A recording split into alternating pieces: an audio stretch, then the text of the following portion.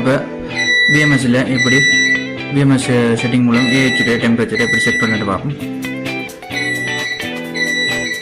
ஏஹெச்1 select பண்ணிக்கிறது, set point வைப்போங்க, right click பண்ணுங்கள், so click பண்ணுங்கள். அப்படி வந்தால் ஓட்ட கிளிக் பண்ணுங்கள். நான் இப்போ இதில் 22.5 இருக்குது, அது நான் 21.5 மாற்றப்படுறேன்.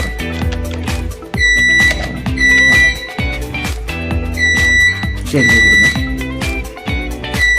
இந்த ஏரியா கிளிக் பண்ணுங்கள்.